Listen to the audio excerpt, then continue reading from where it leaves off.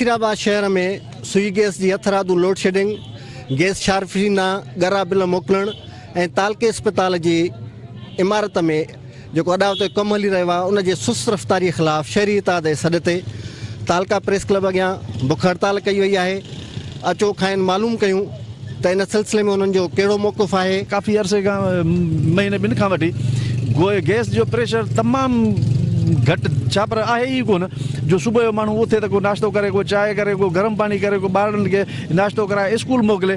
ॿ टे ॾींहं अॻु हफ़्तो ॾेढ अॻु इंतिज़ामिया सां मिलियासीं। इंतिज़ामिया यकीन बि ॾियारियो त असां कोशिशि कंदासीं त गैस प्रेशर मुहैया कयूं, पर हींअर ताईं गैस प्रेशर जी साॻी हालत आहे। उनखां वधीक वरी इंतिज़ामिया जी इहा बेवाजिबियूं त ॻरा बिल मोकिलण। शहरी इतिहाद इन्हनि नाजाइज़नि जाइज़नि ख़िलाफ़ एहतजाज ते वेठो आहे ऐं जेसीं ताईं इहे असांजा मामला मसला सिधा नथा थियनि, असांखे गैस जे प्रेशर ठीकु नथो थिए, घरनि बिलनि जो को तइयन नथो थिए, तेसि ताईं शहरी इतिहाद पंहिंजी जिदोजहद जारी रखंदो।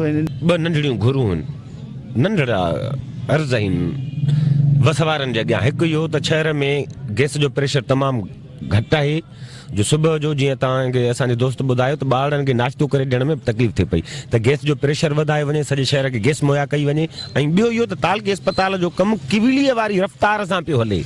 10 साल थिया आहिनि, इहो कमु हलंदड़ आहे, इहो कमु हले पियो। हीउ हथ वठी सभु ड्रामो कयो वियो आहे। असीं रुॻो एतिरो ॿुधाइणु घुरंदो आहे हिननि खे त यादि रखो, उन वक़्तु ताईं ही शहरी इतिहाद जी जिदोजहद जारी रहंदी जेसीं ताईं गैस जो मामिलो हल न थींदो, जेसीं ताईं तालका अस्पताल जी इमारत तयारु न थींदी। नसीराबाद जे शहर में गैस इंतज़ामिया तरफ़ां जेके ॻरा बिल मोकिलिया विया आहिनि उनजी पुरज़ोर तौर ते मुज़म्मत था कयूं ऐं इहा घुर था कयूं। जिथे माण्हू जो गुज़र सफ़र मुश्किल हुजे उते तव्हां एॾा वॾा हिकिड़ा ॻाटे टोड़ बिल था मोकिलियो ऐं ॿियो गैस जो प्रेशर कोन्हे को।